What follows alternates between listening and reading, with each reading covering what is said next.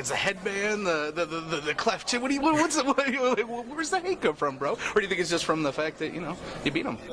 I think I have something that he wants, and that's, fan support and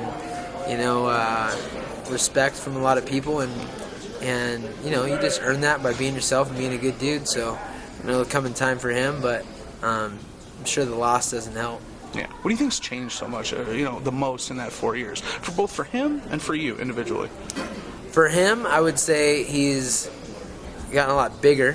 First off, yeah, you mentioned that you kind of felt he's filled out, kind of like came into his own type of deal. Right, and I also feel like he's also created a style that works for him. Before, he believed that he was really good, and now that he kind of realized he wasn't, and he's improved. So that's good. That's just going to make a good fight. We kind of talked about this a bit in the press conference, but I mean, this is such a big deal. You know what I mean? You're headlining this massive card July 4th weekend. Does it feel any different? Does it, with the rematch and all the things going around, or is it just kind of another week in the life, so to speak?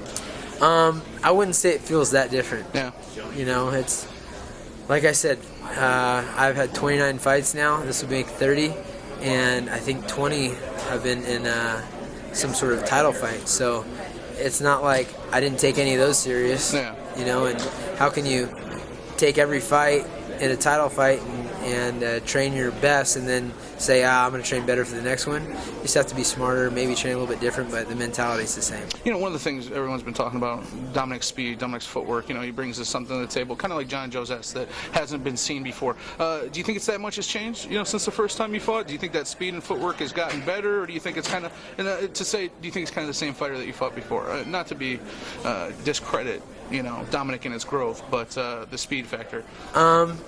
I don't know. You'll know when you get in there. Yeah. But I don't think it's the speed as much as it is his unorthodox style that is getting guys that lateral movement trouble. And stuff. And yeah, just the way he moves is different. Yeah. So I don't know about the speed. I know I'm fast, and we're gonna find out who's faster, better, and all that good stuff. You're training someone. You got, let's say, Joe Benavidez. You've had to train him for Dominick. You've got a good look at Dominick before. When you're saying, if you were telling someone to fight Dominick, what would be like the best advice that you could give them when you look at a guy like that? The best advice would be don't get frustrated, and make sure that you're on point. You got to make him pay when he decides to use the point system to take you down, and you've got to make him pay when he comes in with his wild punches. And vice versa. Your Dominick Cruz teams, you're at Alliance MMA, they're fighting Uriah Faber. What would be some of the tricks of the trade, or how would you, if you were going to fight a carbon copy yourself, how would you approach you if you were Dominick? He would probably not want to take me down except for at the very end of the round,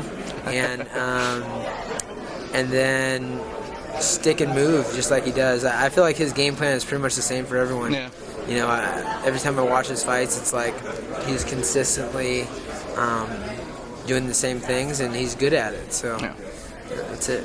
All right, buddy. Well, I want to thank you for the time. And is there anything you want to say to your sponsors, fans, before we get out of here? Thanks a lot to Amp Energy, Form Athletics, K-Swiss, and check out UriahFaber.com, at Uriah Faber on Twitter. All right, Uriah. Thank you for the time.